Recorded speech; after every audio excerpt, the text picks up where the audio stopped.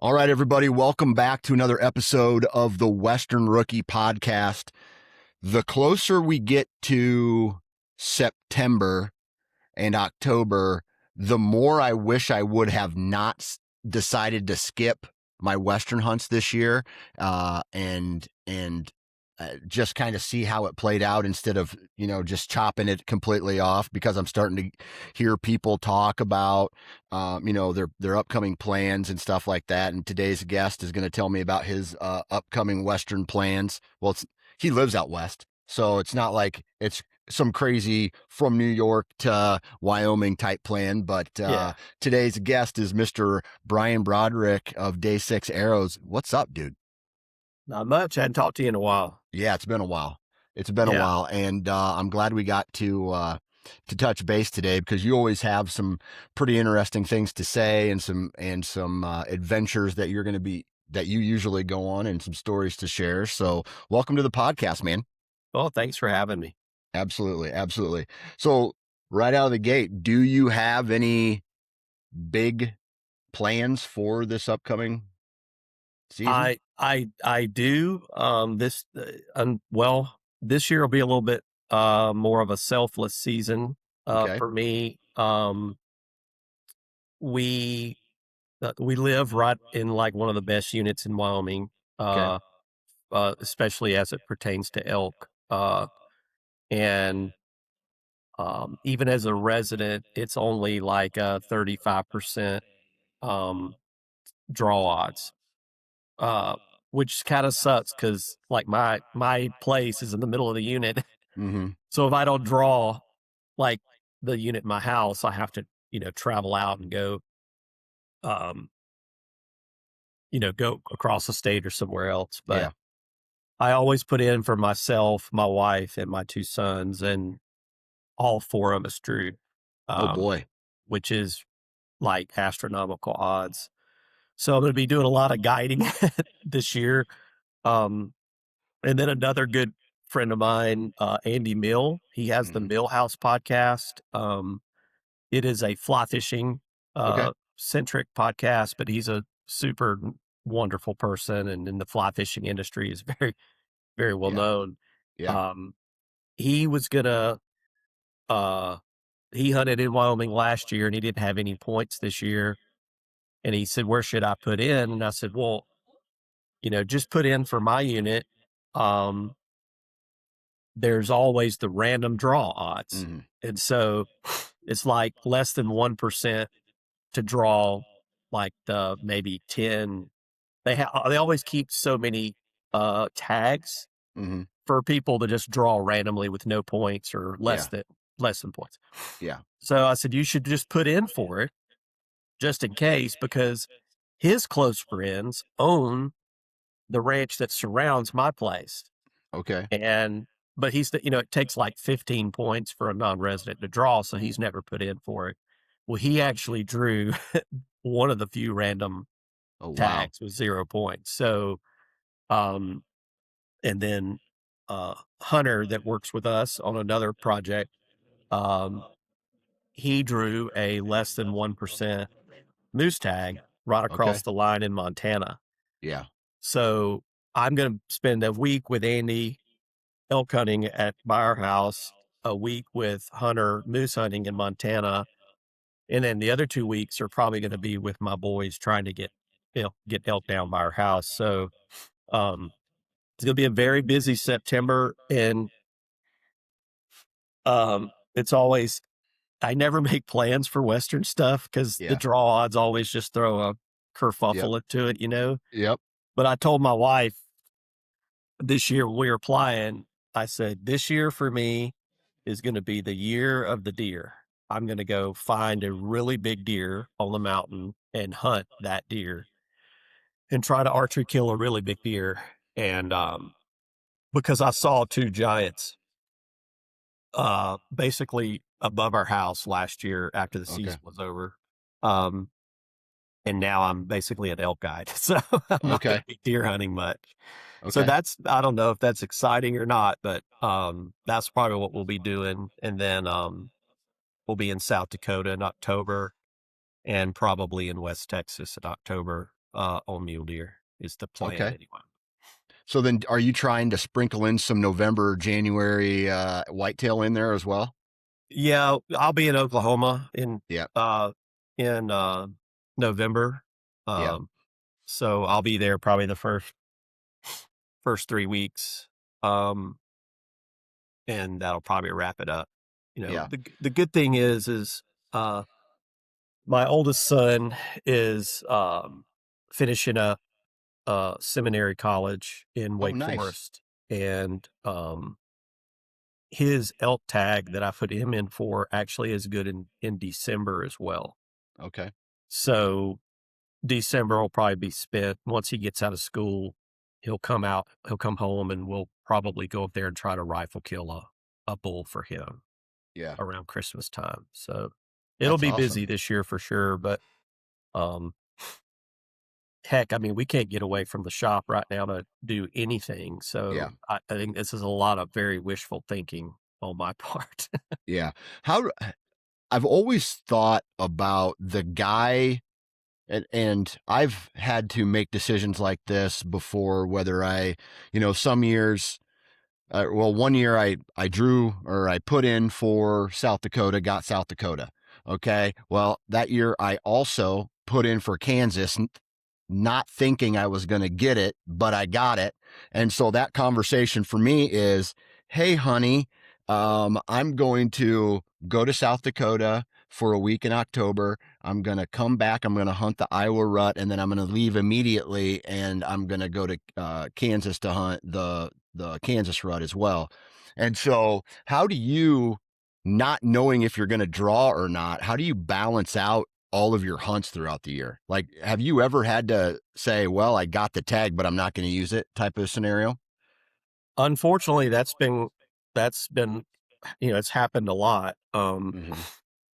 So I hunted uh, a Western state for the first time in 1991, Okay. and I just put in for one tag, drew it, came out west and hunted, and got my butt handed to me. Um, and then as the years went on and I started hunting more out west, in the mid to late 90s, I drew a lot of tags. Because there wasn't a million of you guys out there talking about hunting every day on podcasts. Um, and and this was before the internet as well, for the most Yeah. part. Um, and so you mailed in your snail mail paper application with your paper check. Mm-hmm. You got notified by mail if you got Mm-hmm. drawn. If you called Game and Fish for a lot of the agencies back then and asked, they would just hang up on you. Um, and just say, "Hey, you're going to get a notification in the mail," and just hang up. Yeah. Um, but it was very easy to, it was easier to get tags back then. Yeah. The first 5 years from 91 to 95, I drew a Gila tag in New Mexico 5 years in a row. Wow. Because you do first, second, or third choice in New Mexico, and there's no Yeah. points. And I had in some units, I had as good or better odds as a non-resident going for 20% of the tags as the residents did in New Okay. Mexico. So got a lot of tags, had a lot of opportunity, ended up with tags you had to turn back in. Um, and it was a process back then to do that because it was all snail mail, mailing things back and forth. Yeah. Um, but you could do it. And Yeah. but it was if you're going to be a great Western hunter and you don't live out west, you have to be a very irresponsible person when it comes to everything but Western hunting. Yeah. You have to put your job on hold, your family, everything. Mm-hmm. Yep. Um, and because it's such a commitment, like a week to elk hunt on public land is not enough anymore. It usually takes people a week just to find the elk, Yeah. if they find them at all, and figure out what they're doing. Um, And I know it's not going to be a very encouraging message, but it's the truth. Yeah. Um, and, uh, back in the 90s, we didn't, we had just was before we had gotten married. We didn't have kids yet. Yeah. I basically would quit my job in August and load my truck and drive out west. And I would hunt, up to 3 states for elk and deer. Um, and there were no cell phones. So there was no GPS, no Onyx, no Google Yeah. Earth. Like it was paper maps that I laminated at my mom's school, Mm-hmm. uh, and had them in my pack. And, um, yeah, I just went from state to state, lived in my truck or lived in a tent. And Yeah. I would either, I might kill something in the first 2 or 3 days and then go to the next tag, or I might be Yeah. stuck somewhere for 3 weeks trying to get it done. Um, and that was the type of commitment it took to be a really good Western hunter that lived in Alabama. So Yeah. the first opportunity we had to move out west, it was a no brainer for me because this is where the type of hunting I like Yeah. is we can come home and go scout. Yeah. And that's why a lot of your great Western hunters live in the West because you're dealing with animals that migrate, move, and cover a Mm-hmm. lot of country. And, every year is different depending on conditions and weather and all kinds of things. And to live among them and know kind of like what those tendencies are and patterns shortens that curve. Yeah. So it's hard for a guy coming from back east for a week to get it done. So I Yeah, for always tell sure. guys, man, look, never hunt 2 tags. Like guys are like, oh, I drew an elk tag. I'm trying to find a deer tag. Don't do Mm-hmm. that. Yeah. Hunt 1 tag, commit to it, and try to put as much time away from home that you can get to hunt that 1 tag if you want to be successful. Yeah. Um, and that's the only key to success I think that's number one, more time and Yeah. 1 tag. Yeah. Yeah. Okay. So you just pretty much dropped a whole bunch of bombs on us here, and I got a lot of questions off of Okay. that. But before we get into that, I got to say thank you to a couple of the partners of the Western Rookie Podcast. First, if you are looking for premium optics, and like I've mentioned before, when it comes to a brand, I'm almost more interested in the people that make the brand than I am of actually the products itself. I mean, obviously the products have to work and I have to feel confident in them, but it's the people that make the brand, and the people at Vortex Optics are what makes their products so amazing, right? So if you're looking for a rangefinder, if you're looking for a spotting scope, binoculars, rifle scope, red dots, a whole bunch of different stuff that they have, go check out vortexoptics.com. Next on the list, and don't get mad at me for this, okay? Who, me? But yeah, you don't get Okay. mad at me for this, but I've been using Wasp broadheads for several years now, and they are one of my favorite heads. I feel really confident in them. I think it was with my own money. The first pack of broadheads I bought with my own money were Wasp, and I still use them today, the 3-blade jackhammer. I will say, though, that I put that broadhead on a day 6 arrow, and Okay. that's what gets the broadhead to the target, right? So, The um, delivery system. the delivery system, absolutely. So go check out wasparchery.com. I do have a discount code NFC20 for 20% off. And then last but not least is Montana Decoy. If you're trying to get inside of that kill bubble, whether that's antelope, elk, whitetail, mule deer, a lightweight packable decoy might just get you close enough. So go check out montanadecoy.com. All right. Let's see So here, Bryan. it's, Yeah. I'm sitting here looking, um, Wasp is one of the very first broadheads I ever purchased Yeah. years and years ago. Yep. Um, Yep. and there's a lot of them here that look very similar to what I originally purchased. Oh yeah. Like it Yeah. hasn't changed. Has it changed a lot? I think that hammer is pretty similar to what um they sold years ago. Oh yeah. And I don't know how many of those. I don't know how many animals I killed with wasps back in the Oh, it did. '90s, early 2000s. I mean, they were well. There wasn't a lot of options, and they were like the top of the heap back then. Yep, absolutely. And so I ask that, right? So like in the hunting industry, there's a lot of companies that come out with a new product every year just to come out with a new product every year, right? And so when you talk to the guys from Wasp, they're just like, we don't need to come out with a new product every year because our broadheads work and they kill shit. And Yeah, dude, I am a believer in that too. Like I don't need a new broadhead every year. I want the 3-blade jackhammer on my day 6 arrow, 4 fletched, over 500 grains that I'm crushing, that I'm putting 2 holes in a whitetail. That's my goal every year. And I don't yeah. need this new latest and greatest technology. I don't need it. And so I like going back to the same things over and over. So that's what's worked for me anyway. Well, we're very similar. We've released 2 new products in the last 60 days. Yeah. A hybrid mechanical, um, and lightweight 4 mil arrow. Hmm. And it's funny because we knew we needed to make them Hmm. because we had customers that wanted them. They already shot our other stuff, but they also wanted other options.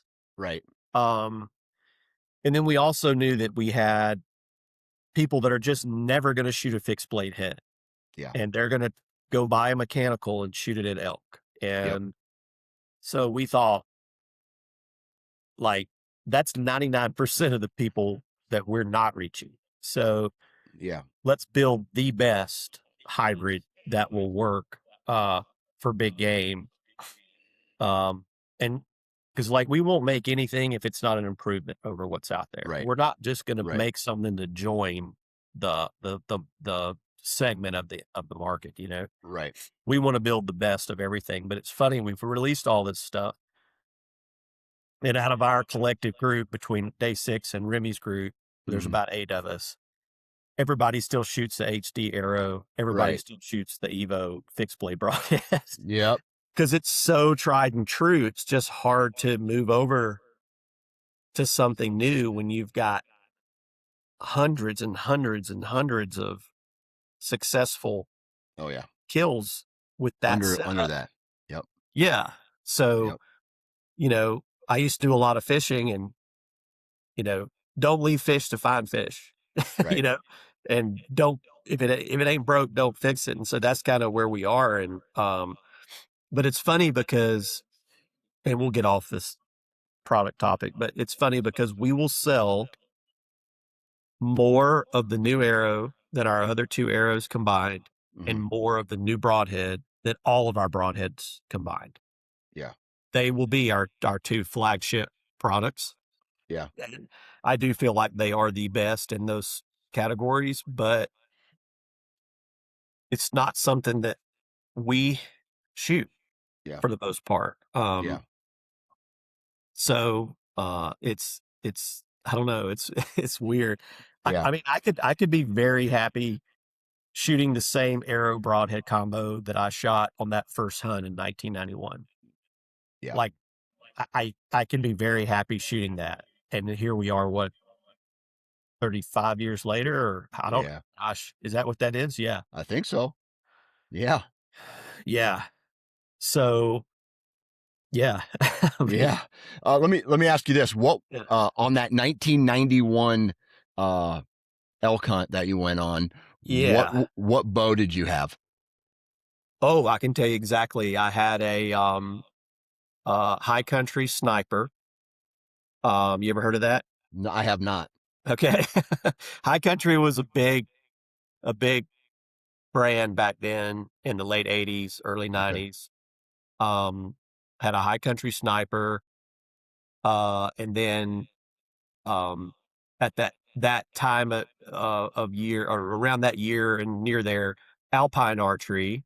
I've Um, heard of that. Yep. they started, and they were building the Alpine Rebel, and an Alpine something else, but they were almost identical to the High Country 2 offerings. Yeah. So you had a High Country Sniper and a High Country Safari. And the next year in 92, when I actually killed my first elk, I may be getting my years wrong, but somewhere in there. It was 90, 91 or 90, 91, 92. I can't remember. But anyway, Alpine released a Silverado, which was the first machined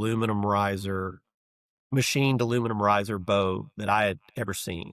Yeah. Because up to that point, everything else was magnesium, cast magnesium. For the most part, I think. And I think some other people were making maybe the more machined aluminum risers, but the Alpine Silverado is the first one that I'd ever seen. And I was working in an archery shop. Well, it was a hunting store, but it was primarily archery back then. And I basically would quit, the last week in August, and the lady would just cuss me out, and I'd load my truck and leave because September, October were the 2 busiest months, and I ran the archery shop. and, and I'd come back in October, and she's like, I'm not hiring you back. I'm like, okay. So I'd go work construction or whatever, and then she'd call, usually around Thanksgiving. They started getting busy again and go, okay, but you can't pull this crap again. And I'm like, no, I'm telling you, I'm not going to be here in September. I'm just telling you. But it was funny because in Alabama, a kid, basically, I was still a kid, but a kid loading up and leaving for 5 to 6 weeks at a time and going out west and bringing back elk and mule deer and all this stuff in the back of his truck was pretty much a novelty in Alabama. Yeah. So there were so many customers coming in wanting to know how I did and see the elk and see what I'd killed. And so she would get pissed off because she wanted me back in there because people wanted to know what I killed. I love that lady that owned that store. I gave her so much hell for those 4 or 5 years that I worked there. I don't even know why she still talks to me, but she's the sweetest lady ever. But but she'd get so furious. But anyway, the Alpine rep had come by and it's like, man, I want you to shoot one of these Silverados on your Western hunts. I'm like, oh man, that's great. And so he made me a deal on one and I bought it. And right before that 92 season, that Silverado just exploded on me. Yeah. Ended up in a knot, the bows weren't great back then. So that happened quite often. You'd end up with one in a knot. And so, and they were out in Idaho. I'm pretty sure that's right. But anyway, I remember calling them and going, hey, I'm like leaving in 2 weeks. This bow's done. Can you send me another one? They're like, man, we don't have one. And I said, well, crap. Well, I'm gonna have to shoot something else. And they called me back, said, we've got a target version we'll send you. And you can just rattle can it if you want to. Yeah. I'm like, all right. So they sent me this bow that had this metallic burgundy riser and white limbs and like gold and silver accessories. This reflection from miles away. Oh my God, it was so bad. And so it's funny because if you look at some of my old pictures, that bow's in it and it's just rattle canned, but I beat it up so bad all those colors are coming back through. It's just the jankiest looking thing you've ever seen. Yep. But I was shooting a 550 grain arrow, a blazing 220. Oh, buddy. Yeah. And that was like setting the world on fire, shooting at 220 feet per second. But I got pass-throughs on everything. I shot through everything I ever shot, going that slow with that heavy arrow. Yeah. So I've always kind of been in that 500 range, and then you just bring the horsepower up with these new bows, and you can just blow through everything. So butter. Yeah. But that was it. High countries and alpines. And then about mid to late 90s, PSE came out with a bow called a Carroll Intruder. Okay. And we were selling PSEs, and we'd actually been to the PSE factory and done their tech school and all that stuff because they were pretty ahead of the game back then. Yeah. And I used those bows a lot, and they were great. And then I remember when the first Matthews came out, we were one of the first Matthews dealers because we had dealt with Matt when when he was with McPherson. Yeah. And yeah, they were fantastic. They were just really slow, Yeah. the solo cams, but we all used them Yeah. because they were so easy to tune. And nowadays, everything's a dream to tune. We can tune any bow almost in like 10 or 15 minutes. And back then, it'd be a day or two process to get one shooting right. Yeah. It just wasn't great. Yep. And those solo cams came out. So I'd say, yeah, well, I hunted with one of those forever. And then as they started introducing their Q2, Q2s or MQs or whatever they were, I can't remember all the Yeah. names. And then the switchbacks. And Yep. as those years went on, I pretty much stayed with that. Yeah. So, Yeah. yeah, it was fun watching, it was fun coming from the South, working in a shop and Hmm. being around it my whole life like that, seeing like what the mindset was for your bow hunting rig in the South, and then going out west and meeting all these Western guys, and they had like a totally different mindset, totally different setup. Like they didn't believe anything Yeah. we believe, and um, Yeah. it's kind of still that way, honestly. But it was really distinct difference back then on how people were setting their bows up. Yeah, absolutely. Man, I can remember when I got my finger cut off in 2005, I used some of that insurance money to buy my first like what I would consider good bow because everything Yeah, else had either been hand me down or garage sale or like somebody somebody got me this bow, right? And they just were all junk basically. And then I went and I bought the Bowtech Tribute. Was the first bow that I ever, I absolutely loved that bow. And I actually wish that I still had it because, um, that, and maybe it was the fact that that was the first huge jump in technology that I made right. where, it didn't have the snap like some of those old bows had compared The to a hand shot. Yeah, yeah, the hand shock just felt like someone was yeah, trying to actually take the bow out of my hand when I was yeah, shooting it. And then went to some of, to this 20-year difference from this new bow. And I was like, oh my God, this is crazy. I'm going to kill every deer in the woods this year because of this bow, And so yeah. then I found out that's not true either. So, um, Well, um, I mean, I yeah, know you dude. don't want to talk about bows a lot, but what I'll say is being intimately tied to bow hunting and the industry Yeah. stuff for 35 years or so or longer, I guess. Um, it's funny because every one of these bow companies has contributed to some improvement. Um, Oh, right. and Yeah. they all have something to hang their hat on. Hmm. And like when they started dropping the limbs back down towards Hmm. parallel and you started eliminating that big jump and that shock in your hand, Hmm. that was a big thing. And then the cam Yeah. designs and then the adjustment, the built-in adjustment to shift your cams Yep. in some way or another. Uh, Elite with their Yeah. let off when they went to Yeah. the 90% let off. I mean, every company had something to hang their hat on. And Yeah.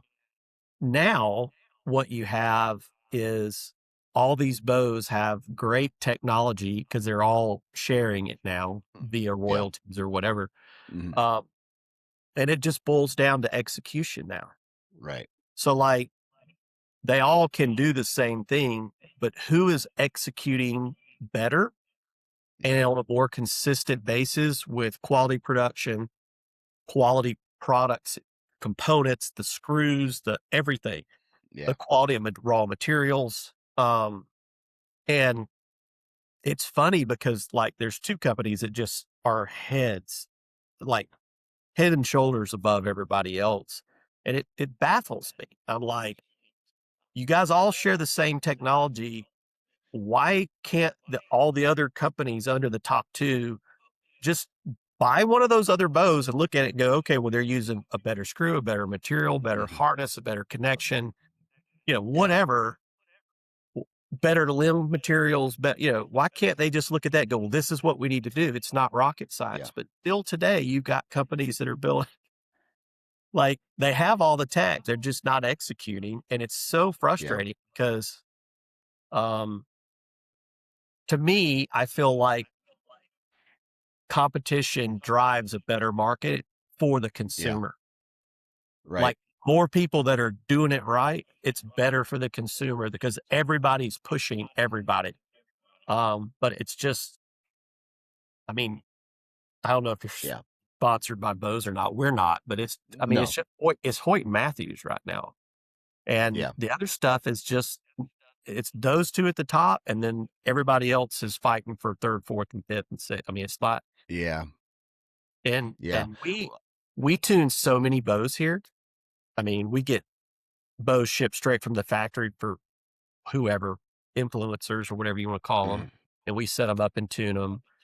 And then we have this whole, our everybody in our universe has their bows come here, and then we set them up at our indoor range upstairs. Um, and it's just a distinct, Yeah. noticeable difference. Yeah. Um, but the good thing is that like the consumer has two really good choices. And I feel like everybody below them is going to push to get to that level. And you almost won't be able to buy a bad bow, I think, in the next 5 or 6 years. Oh, no. I think every bow will just be top notch. No. I mean, just take a backward step in time and go back even like 5 to 7 years. Some of the like, okay, so there was a time period there where I went to every ATA show and I shot my arm off every single year, testing out all the different types of bows from all the different types of brands. And you would walk, when I first started doing that, you would walk into some of these archery, some of these places, and I would draw back, let's say like a Matthews or a Hoyt, or Yep. the top two that you mentioned, and I'd be like, okay. And then I would go to, I don't know, like a Martin or an Athens or something Yeah. like that and shoot those. Okay, noticeable difference. But Yeah. then over time, those guys started getting better and better and better, in my Absolutely. opinion. And all of these smaller brands, the quote unquote more affordable brands, um, Yeah. their tech, their construction technology process all started improving as well. And there were some times where I bet you if you blindfolded me, I probably couldn't tell you who the manufacturer was of some of those bows. And That's it. so, uh, yeah. And so I don't know. I feel like the market is getting more competitive as time goes on, just like what you said. It is. Hmm. It boils down to components at this point. So when guys are looking to get Yep. a bow, Yep. like what you're looking for is bomb proof, and you're looking Yep. for forgiveness and stability. The Yep. main thing that affects that in a bow is the strings. Yeah. It's so some bow companies use, there's one bow company that owns or did own, I can't remember if all this is still the same, but there was a company that owns or did own the best bowstring company, Hmm. custom string company in the industry. They also owned a company that manufactured bows, but Hmm. they didn't use the strings from the best, their company they owned. They used another string that was rubbish. I'm like, Hmm. what are you doing? Why are you not, you already own that company. Why are you not using? So Yeah. quality of strings. And then if you look Yeah. at like how they machine the cams and how much material they leave on those cams, whether they're going to be durable or not. And then you look at just the hardness and density of the screws and the type of steel they use on the screws. If you buy a $1,500 flagship bow and within 6 months all the screws on it are rusted, it's Yeah. those are the simple things that's the difference. And, but in the aggregate, those things add up. So if you Yeah. get one of these bows that doesn't put high value or high quality strings on their stock bows, and you get it, buy it at your pro shop, you get it tuned, you have it shooting great. Well, by the time the season rolls around, all that stuff is stretched and out of whack, and you're having to start over Yeah. right before the season starts, Yeah. which is not what you want. So, Right. Right. anyway, that's the difference in that. But I know you want to talk Yeah. Western hunting, so let's So run. yeah, this is where I implement my topic changer. I call it the hard pivot, where we just stop what we're talking about and go right Yeah. into something completely different.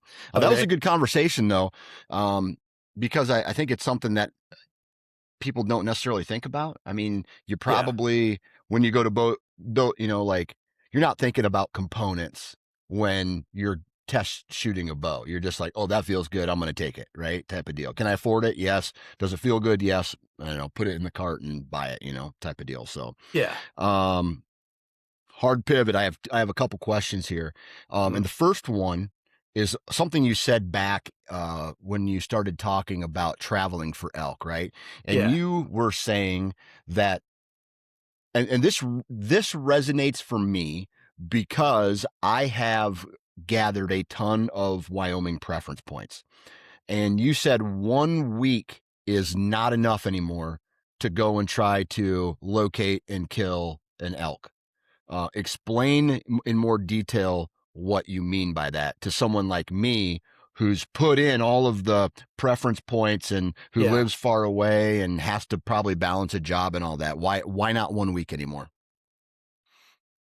So 1 week is not enough Mm-hmm. because even if you go into the best units in the West now, um, there's still a lot of people in that unit hunting. Yeah. There's no such thing as a high point, draw unit Yeah.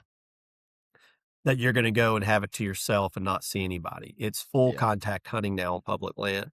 Mm-hmm. And so the elk are not going to do, what they historically do, um, because of the pressure that's, impacting their normal patterns. So you can't, like, if you draw a particular unit, let's say that I'm super familiar with, Mm-hmm. and I drop you pins, go, like I had a friend here last week from Tennessee, and he's going into a unit in a specific area that I've hunted for 20 years. And I said, hey, here's pins for 7 dead elk. Here's 7 dead elk spots right here. This is where they were killed. Seven dead elk. That doesn't mean anything, because if you go in there and somebody's been in there all week and pushed them out of the country, those pins are worthless. Yeah. So that's what you can't control. Yeah. And what most people do is they go to the pretty place first. That's beautiful. Mm-hmm. And they set up camp and they do their bow hikes and take a lot of sunset and sunrise pictures. And like, this is great. And then they're 3 or 4 days into it. They're like, shit, we ain't seen any elk, man. We got to Yeah. figure this out. We Yeah. got a lot of good sunset pictures, but we need to figure out where the elk are now. So, um, so that, then they start to try to look around. The big mistake a lot of people make is they feel like once they set up camp, that's it. And Yeah. that's not how you kill elk. Um, the first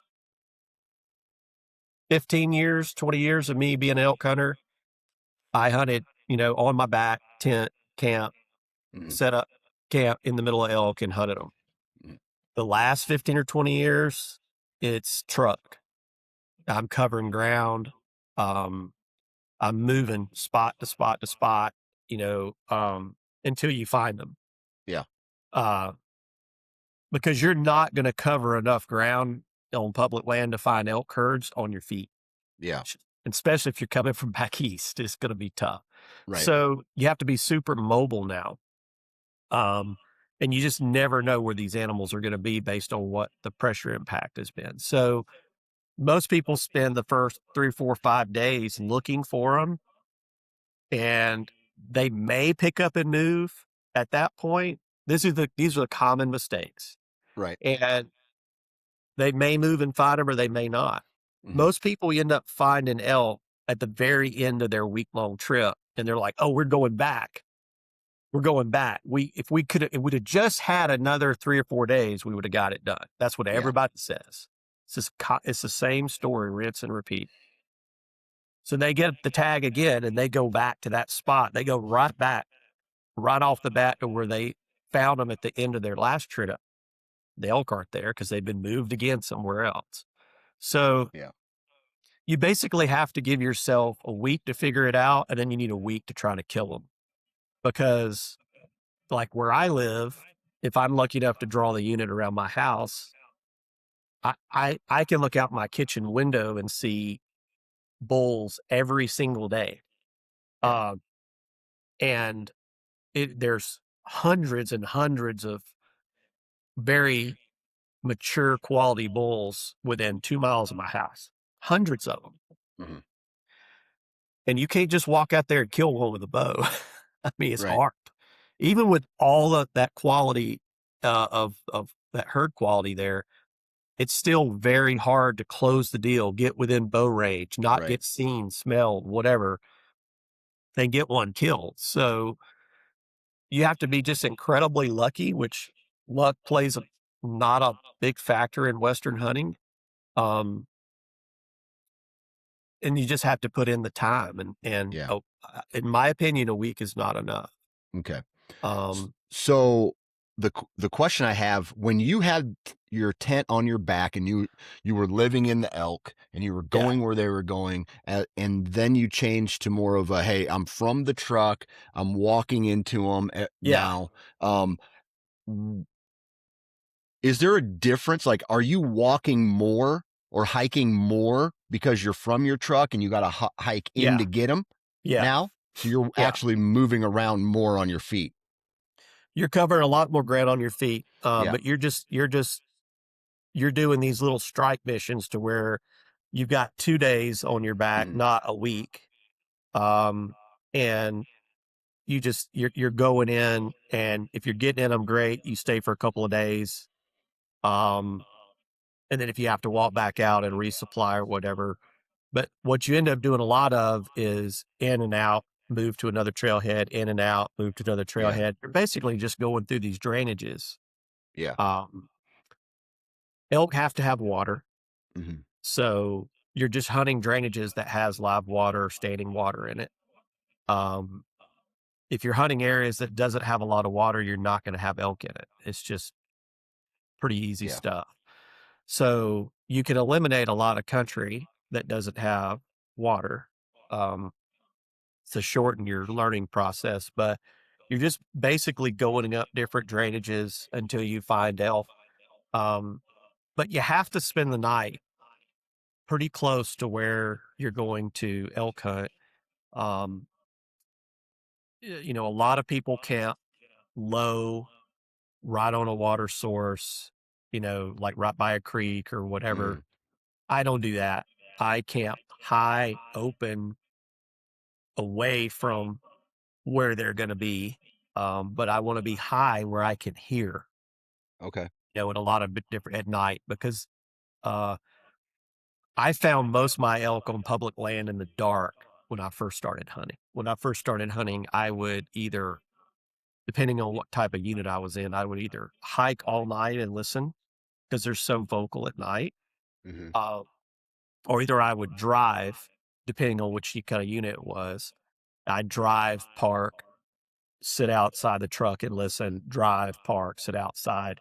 Because you're just trying to find the herds. Then once you find the herds, you have to move in and then figure out, okay, they're coming here to feed. There's the drainage they're bedding in. There's a big canyon there that they can get in deep, dense timber and go hide for the day. Um, and a lot of these public land elk are in that timber and parked at daylight. So by the time guys are getting out of their truck and hiking in, they're gone, they're parked. They were there, but they're gone now. And Yeah. so they pass through areas that have a lot of elk in them because they got there after they already, parked for the day. Yeah. And on public land, these elk spend a lot of time just sitting in that timber now. They don't get up and move, shuffle around like they used to back when I was hunting 35 years ago or 30 years ago, Yeah. because of pressure. So Yeah. Have if they you're going to kind go of out in the morning, go out at 3 o'clock. Like but like be on a ridge 2, 3 hours before it gets daylight, mhm, so you could actually hear them and see where they're going and hear where they're going and figure out what they're doing. yeah. Because they might cover 3 miles when they get ready to leave where they're feeding and go bed. Yeah. And they can cover that 3 miles in like a minute. Like they Yeah. can, they walk so fast. They walk at the speed that we trot. Yeah. So they cover ground so quickly, and all that can be over before you ever get there. So it's super Yeah. important to spend a lot of time in the dark, um, elk hunting, in my opinion. Yeah. I used to, like literally get up at 1 o'clock in the morning and go out in the truck or go hike and just walk until daylight, Yeah. because you can sleep during the middle of the day. Right. There's nothing going on. So usually by 9 or 10 o'clock, it's kind of like done for unless you're parked on one in its bed, and you can just find shade and sleep during the middle of the day. So you get your sleep patterns way off, but you find a lot of elk that way. Yeah. And so y basically what you're saying is the hunting pressure over the course of the years has made elk in certain areas extremely nocturnal? Yeah. Yeah. Just like Yeah. deer and everything else. Yeah. Yeah.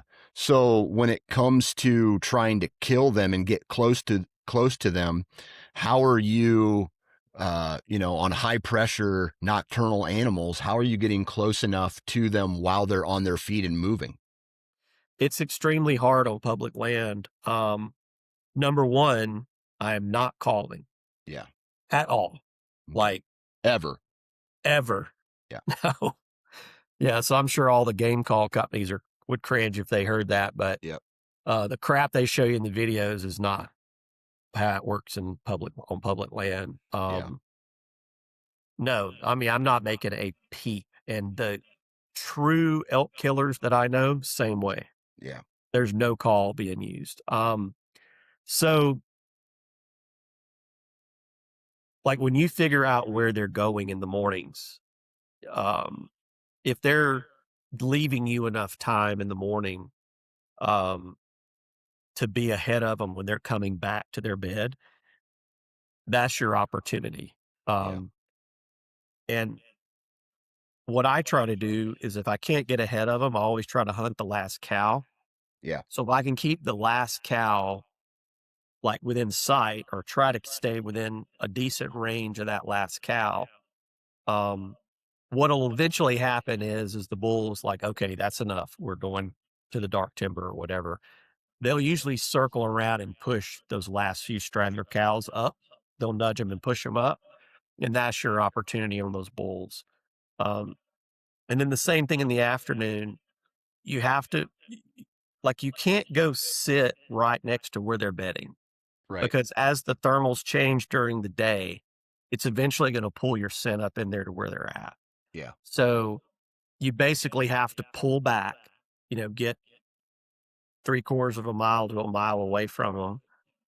It's great if you can get where you can see, but honestly, I just back out and usually sleep during the middle of the day. Um, and then once the temperature starts to fall in the evening, they're only going to give you a couple of hours in the evening to hunt them. Sometimes on public, it's less than an hour. And I just wait until those thermals start to settle. And if it's cool, they'll start dropping downhill, pulling downhill again, and then go get into position and try to catch them coming out, going, back to where they're going to go feed through the night. Yeah. It's the public land elk hunting is kind of a few hours in the morning thing, depending on how hot the rut is, to an hour in the afternoon, kind of. I mean, it's Yeah. not like an all day thing. Um, Now I have, in desperation, pushed into where they're bedded, um, when you're down to your last few days. Yeah. But you have to do that when the sun's up, temperature's stable, it's warm, and everything's pulling uphill. Yeah. And then you can come drop in from above them and slip that into them. And maybe the bull is bedded on the uphill side of the herd. I've never seen a rhyme nor reason. Like, I've heard people say, well, the bull's always bed above them. I've never seen that. Yeah. There's no telling where they are. Yeah. But if you can slip into that herd and get within range and just sit in there while the thermals are pulling your scent up and you're above them, if you get the bull to stand up, if he stands up on his own and you can get an arrow in him, I've done that a few times, but it's so low percentage. Yeah. Um, Eventually a cow or something gets up and nails you and the whole thing blows out of there. Yeah. And they usually don't come back after that. They'll go 3 or 4 or 5 miles to somewhere else, and then you're out of the game. Right. So Right. it's really hard. There's nothing easy about public land elk hunting. Right. The guys on the internet make it look easy, but it's not. So, Yeah. Yeah. um, I think you need 2 weeks. Yeah. Um, yeah, I mean, if I was burning 20 points on an elk tag, like I'm spending September on that mountain until I get it done. So, Right. Right. Let me but ask a you lot this of people question. can't do that.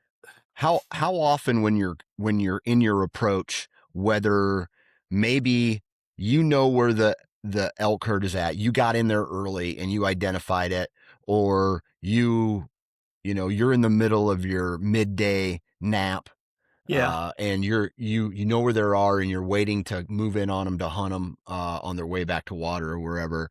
How often are you sitting and watching other people just make a commotion through calling, and then they call, there's no response, and the elk are actually a lot closer to them than they think, but because there's no response, they just keep moving or they go back to their truck?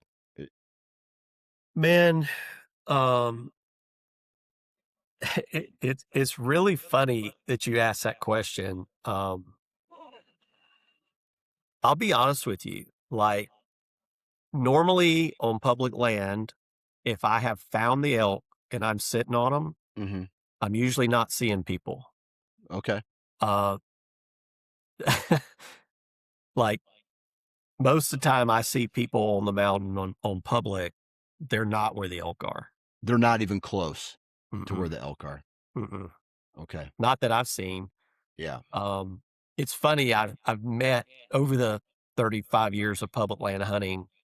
I've met and have really good friends that eventually, just by happenstance, some of them turned out to be like bigger names in the hunting industry. Yeah. Um, that known people in the hunting industry. And I Yeah. had met those people on the mountain on public land over the last 30 years, just out of Yeah. happenstance. And so it's funny, some of them that are really, really good elk hunters, when I first met them maybe 20 years ago or more, this is like 4 or 5 people. Yeah. They were on the elk that I was on. I'm like, Okay. dang. And then it turns out they're really good. They end up being really good hunters. Yeah. And so, um, but for the most part, like the people that I see are usually somewhere else. They're just not on them. It's very rarely that you have the herd you're on getting bumped by somebody else. For Yeah. whatever reason, I Yeah. don't know. But I will say this, like, I don't hunt general units anymore, like in Colorado and stuff, which they don't have any general units, but you know what I mean? Like zero, Yeah. 1%, 0 or 1 point. I don't hunt that stuff anymore. I used to have incredible kill holes on general OTC units, Mhm. in several states. I used to have incredible hunting spots, uh, in states where I could drive out there and literally buy the tag at Walmart and go hunt. There was no draw or quota Yeah. or any of that crap. So those same places now, you couldn't even find an elk. So, um, if I'm hunting public, it's going to be a unit kind of like what you would draw with all your points. I'm going to hunt somewhere really Yeah. good, has a high density, a lower amount of pressure. I'm not going to get into that full contact 20 trucks at the trailhead thing. because elk hunting's hard enough, Yeah. and I don't want to factor in, 20 more people into the equation trying to get one killed. Yeah. And How those often are units usually you? get burned. Like, they usually get, like, Yeah. the elk just get pushed completely out somewhere Yeah. very quickly. Yeah. How often are you driving down the road these days, seeing a truck or two at a trailhead, and then going, if there's somebody here, I know that the elk are not here. And so now I know where I need to be on a different trailhead or drainage because of Yeah. I don't think that's applicable. Okay. Yeah, I don't think that's applicable. But the country's too big out here. Yeah. But it's big country, and you don't know what those people are doing. Right. Like in the state of Colorado, if there's 20 trucks at a trailhead, 10 of them are hikers. Yeah. I mean, there's people that just walk for fun. That not my pig, not my farm, but Yeah. they do Right. it. Right. And in certain states it's not that way, but and then they might be deer hunting. They might be doing something different. So that's hard to gauge. Yeah. It's really like there's a reason that there's high quality units and low percentage draw units. Um, there's a reason for that because it's restricting the amount of people that can go. Um, there the states are divided. All the Western states are divided between the notion of opportunity and quality. Um, Hmm. and Iowa is such a good model for every state to try to emulate because Iowa has basically said it's quality. Hmm. Like we're focused on quality, so it's not opportunity Yeah. with regards to whitetails. And Right. Right. it's frustrating for people that don't live there. But when you do have an opportunity to hunt there, you can see it's a noticeable difference in quality. Um, but the Western states are all torn between quality and quantity. And New Mexico was always um, really kind of at the forefront of quality because they didn't do a point system. It's all random. Um, and they had it pretty wired for a long time. And then they started issuing these, I forget what it's called, E plus or something, but these landowner permits that the Oh yeah. landowners could sell unit wide. So for instance, like I hunted 16A 3 times, which anybody that has ever, if you draw 16A in New Mexico once in your lifetime, it's a miracle. I've drawn it 3 times, but that was in the 90s. But Right. there was at the time, let's say, this is not accurate numbers. I'm just giving an example. Right. But let's just say Spitballing. there were 400 archery tags available. Okay. And that's how many there were. And uh, 80 of them went to non-residents and 320 of them went to New Mexico residents. And so Hmm. what they did is when landowners started applying for landowner permits, they would base it on how many acres they had and so on and so forth and how many they would get. Well, some landowners are getting 10 or 12 um, landowner permits. Well, instead of taking that out of the resident allocation out of the 320 that were left, they just started adding to it, saying, oh, well, Oh yeah. they're just going to hunt on their land, so it's not really going to affect. But then they allowed them to sell. They can get the private land only or the unit wide. So if they would get 10 private land only, they could get 5 unit wide that they could sell.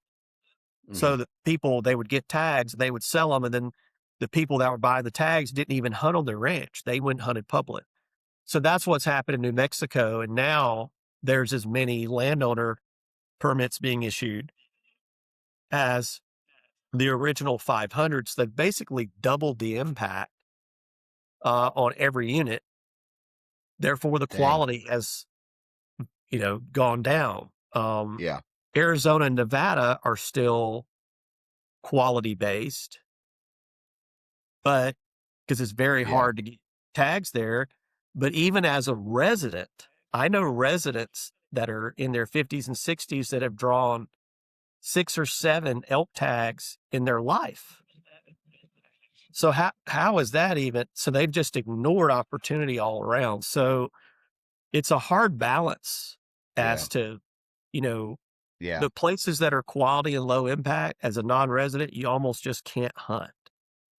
So that leaves you the Yeah. states that are torn between opportunity and quality, and the quality suffers. Yeah. Yeah. It Absolutely. sucks. So, yeah, and this is the other question that I had written down for you, and Mm. unfortunately, we only have 6 minutes left for you to Okay, answer it because I have to get to a baseball lesson here. But fun. You're learning how to what's play it like? baseball? Aren't you a little old for that? Yeah, not me. I'm Okay, way past all that. okay. You cannot teach an old dog new tricks with me, right? So, Yeah, um, go ahead. Yeah. so the question to you was, what's it like living in a unit or living in an area and then not being able to hunt it every year? It's super frustrating because just from an environmental impact standpoint, it makes no Yeah, sense. Um, so my place is at the base of the mountain, and um, like my house is a half a mile to the foot of the mountains before he goes up into the front range there of the Laramies, or the first range at yeah, the northern tip of the Laramies. So, but my property doesn't qualify for a landowner tag because it's lower elevation. It's at 6,000 feet, and the elk don't spend what they call 2,000 animal days on our property. So we don't qualify. I mean, we could probably go through a fight to try to, it's not worth it. yeah, But the issue is that I live, on a piece of property in the middle of this unit. I'm 3/4 of a mile, like walking distance from my house to the mountain to hunt elk, and I can get a tag with 35% odds. If I don't draw it, I have to drive 2 hours or 3 hours across the state to a general unit for a resident, yeah, which makes no sense. Like, yeah. that's the frustrating part is just from an environmental impact point, you've got people crossing each other, Right. going places to hunt because they can't hunt in where they live because of this draw Yeah. system. Um, it makes no sense to me. Uh, and I don't know anybody that wouldn't want to hunt if they have good hunting around their house, why they wouldn't want to hunt there. Um, Closer than further away. Yeah, absolutely. well, you have more time to scout and learn the area, and I mean, it just makes more sense. But that's what they've got is they've got everybody in the West crossing each other, going to opposite sides of the state to hunt because you can't hunt around your house. But Yeah. yeah, it's all right. I mean, there's so much opportunity in the West as a resident in some states that even if you have to drive 2 or 3 hours, you can get into good quality animals. Yeah. But it is frustrating for Yeah. sure. So for like you, right? Yeah. Um, a resident in Wyoming probably has opportunity every year at let's say the three main species, right? The antelope, Yes. if you wanted to, antelope, mule deer, and elk could be on your agenda every single year. It is. It is, yeah, yeah, Oh yeah. absolutely, Yeah. yeah, Yeah. We kill all three every year. Antelope can get a little tough. They don't have general units for resident antelope, but there are a lot of high percentage units to draw as a resident to where you yeah, could get an antelope tag every year. But again, like where I live, there's only 100 antelope tags for my unit around my house. It's haired over with antelope. I've yeah, seen one other person hunt antelope in 6 years. Um, so I don't know who's getting these tags, but they're not even using them. yeah, But I have to, if I want to be guaranteed a tag, I have to apply an hour and a half away, but I can go antelope hunt every year. Right. Yeah. Right. Yeah. So, And that would be frustrating. yeah, That would be frustrating. I have a different scenario where there's no public land in Iowa to hunt. right, And so you either have to have permission or own or lease, right. and then you're in that pay to play type game. So, That's the way I grew up in Alabama. yeah, Yeah. I yeah, mean, it's the same thing. absolutely. Yeah. Well, I hate to rush out of this episode, but I gotta be a dad, and Yep. so I definitely want you back on sometime in the near future and finish this conversation because Sure. I am. You said 2 big mule deer, and my ears went up like a dog. That Yeah. you're potentially going to try to be hunting, and so thank you very much for taking time out of your day to Sure. do this, and I appreciate your time and good luck this upcoming season, man. Yeah. Same to you.